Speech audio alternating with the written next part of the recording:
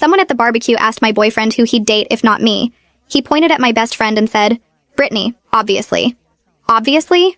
I stood there holding the potato salad I'd made while my boyfriend Jason and my best friend Brittany both laughed like he'd said something hilarious. We were at our friend Tom's annual summer barbecue with about 30 people, and Jason had just announced to everyone playing the stupid drinking game that he'd pick my best friend if I didn't exist. Come on, babe, it's just a hypothetical question. Jason took another swig of his beer while Brittany tucked her hair behind her ear, the way she always did when she was pleased about something. Besides, Brittany and I have so much in common. It makes sense. No offense, babe, but she doesn't nag about video games or get stressed about work stuff. Brittany giggled and touched his arm. Stop it, you're making me blush. She was loving this attention in front of everyone. But yeah, we do vibe really well. Remember that concert last month? The concert I couldn't attend because I was working overtime to afford Jason's birthday present. You two went to a concert together? I asked, and several people looked surprised. Jason rolled his eyes.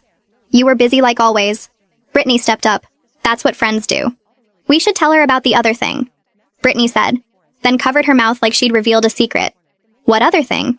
I set down the potato salad because my hands were shaking. Jason waved his hand dismissive. Brittany's been helping me apartment hunt. You know, for when we move in together. We'd never discussed moving in together. We're moving in together?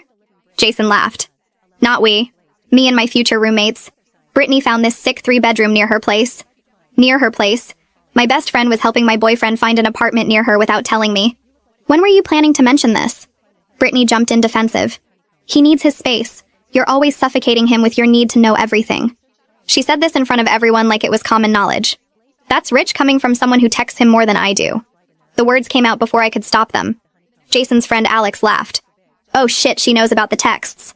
Everyone turned to look at Alex, who immediately looked guilty. I'd seen Jason's phone light up with her messages at midnight, at 1 a.m., at 3 a.m. We're friends. Friends text. Brittany said, but her face was red. Besides, you work nights, so someone needs to keep him company.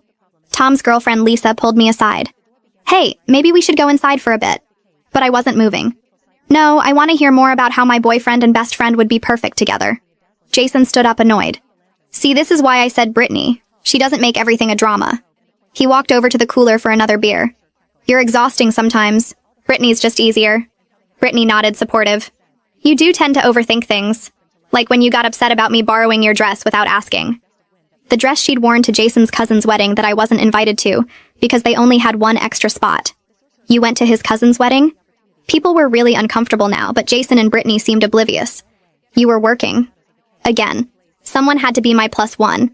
Jason said like this was reasonable. Brittany looked amazing in that dress, by the way. Better than when you wore it to your work thing.